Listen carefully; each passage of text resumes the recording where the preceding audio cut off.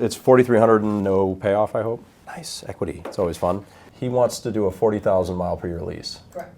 He does 170 miles a day. He does 71 both ways, so 150-ish. Haven't done a high mile lease like this in a minute, but it is possible. You really can only do it on a certified car. Okay. You could do it on a new car, Okay. but you do it Doesn't make sense. on a XCVP, we Okay. can certify it, get that unlimited mileage warranty, so that's a little bit of a cheat code there. Cool. Is this an active loaner still? That I don't know. Thought it was retired. It's not pulling up in the system here. Oh, this is the super loaded gray. So 40 or 45,000 miles? 40. So just to clarify for you and everybody else, what the actual mechanics of this lease are is it's a 20,000 mile per year lease with 20,000 prepaid miles per year, Got it. right? Because 20,000 is our highest residual we have that's published by Mercedes-Benz, and then above and beyond that, you can pre-purchase miles at 20 cents a mile, Gotcha. which is what he would be doing here. So what does he have? Sam's. Sam's Club. So the good news about that, the reason that's important is that if his driving habits change, or he ends up not driving 40,000 miles per year, and he does a 3-year lease, technically 60,000 of those miles are refundable. So we got two-way shipping. To PA. I just rounded up to 800 to be safe. What part of PA? Northampton. Not familiar with it. There actually, and I'm from PA. What part? What? Yeah. You're from PA? Yeah. I didn't know that. From, it's right across the border of Boardman and Youngstown, Newcastle, PA. Very cool. This is fun. And did he find us on TikTok? Yes, he did.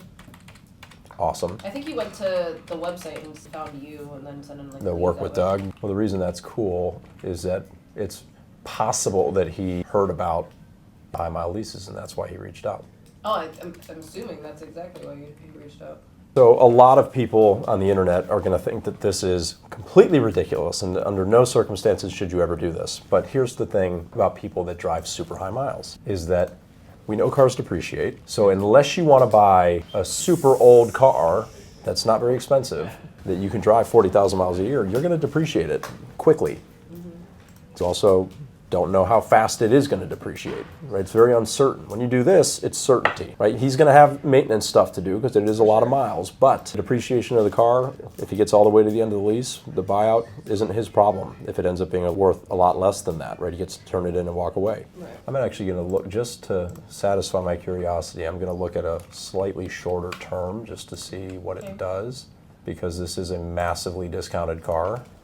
And sometimes when you discount a car massively, shorter terms can become more attractive than longer terms. Okay. And obviously a shorter term on a 40,000 mile per year lease would probably be helpful. Probably best if it works. Oh wow, it's really not much more. In fact, he would probably be smart to consider this.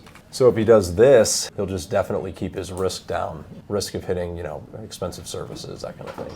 The only drawback to doing a lease on a loaner and certifying it is that we can't do a residualized prepaid maintenance contract. So that is one area where there is a little bit of a asterisk. So if he wanted to do prepaid, he's just going to have to pay for maintenance as he goes. Okay. Well, and also considering how expensive, this is like a loaded Yeah. C-Class. This is like practically an E-Class. 64. So when you look at it in that sense, it's really not bad at all. All All right? right. Thank you.